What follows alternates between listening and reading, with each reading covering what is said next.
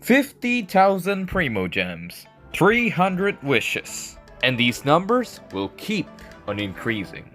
This is how it feels like to be an F2P archon.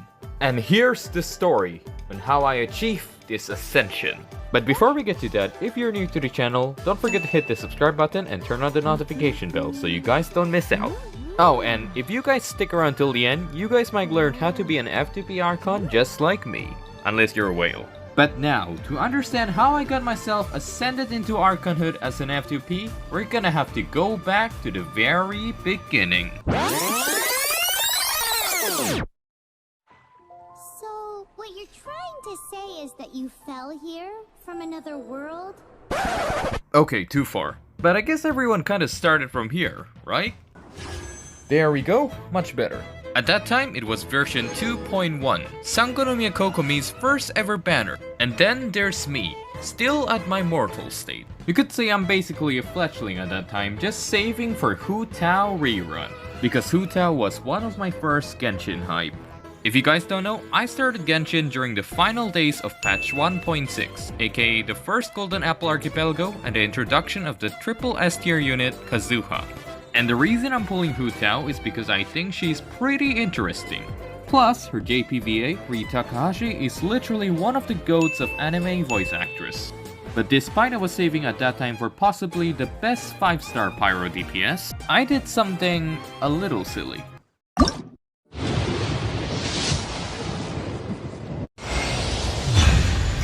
And there she is! The Divine Priestess of Watatsumi decided to appear out of nowhere, leaving me pretty confused.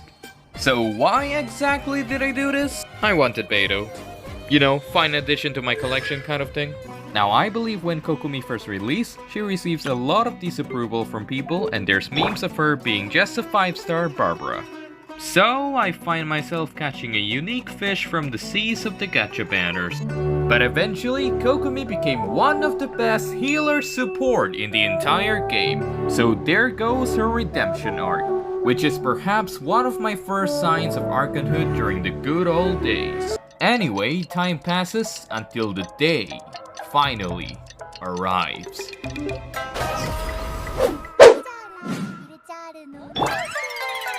Hu Tao rerun. But there is one big challenge.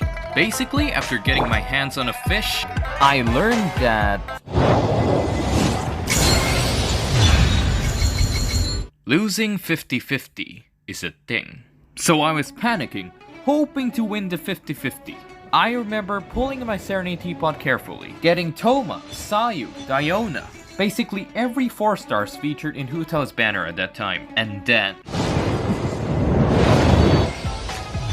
there she is.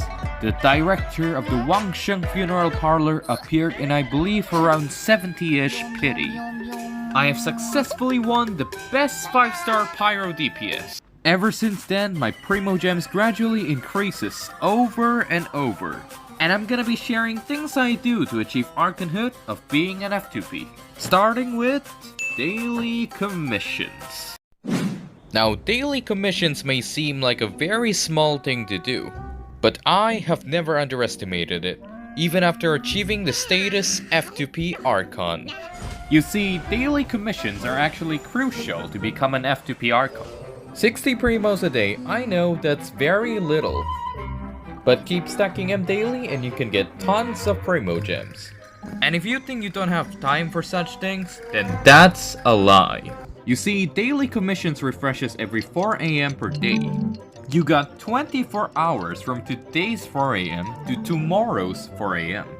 And I think I said too much 4 AMs.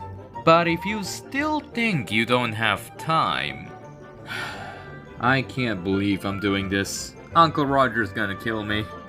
But a man who puts chili jam on rice once said, "You do have the time. You may be the busiest person in the world, but you still need to do your daily commissions." Jamie Olive Oil. So please, if you want to pull for your waifus and husbandos, do your commissions. The next thing I do in order to be an F2P Archon is exploration. It's pretty straightforward. So if you see chests scattered around, don't leave it be. Find a way to open it and they'll give around 2 Primogems at a time. Now, events. Sometimes events can be pretty time consuming, especially story type events, like Golden Apple Archipelago. Golden Apple Archipelago. And what else? Oh yeah, that's right, Golden Apple Archipelago, kinda. But usually, event durations can take up to more than 10 days, giving you enough time to somewhat complete it. Again, it could be a challenge if you are busy or maybe just lazy. But their rewards can be pretty decent for your waifus and husbandos. So I recommend either speedrunning the events, or if you're busy, at least finish the events in the last 3 days or somewhere there. Here comes the hardest challenge. Patience and temptations. In order to become a true F2P archon, one must keep their priorities straight. One must learn to resist the temptation of every however strip marketing. When one have their eyes on particular waifus or husbandos, they must also learn to have patience awaiting their desired character reruns. Patience is all you need. And no matter how much the wish button shines like jade, every time they obtain 160 or 1600 Primogems, they must learn to keep their hands off the wish button until the day their desired characters arrive. Seriously, keep your hands off them. So, don't be like me, accidentally pulling Kokomi because I wanted baizhu. But hey, I can't really change the past. And to be fair, that was some luck. Because up until now, Kokomi is still one of the best units in game. Now, it doesn't end there.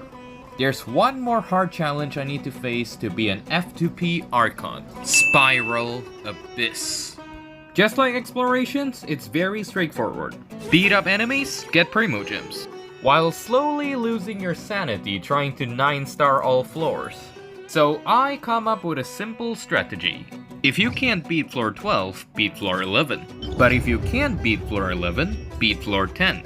Floor 10's too hard for you? Then I guess beat floor 9. If you still somehow even can't beat floor 9, you're screwed. So those are the ways of how I got the title F2P Archon. It may take some time and a lot of effort to achieve this, but if I can do it, you guys can do it too. Good luck. 俺は不出来な団長だな。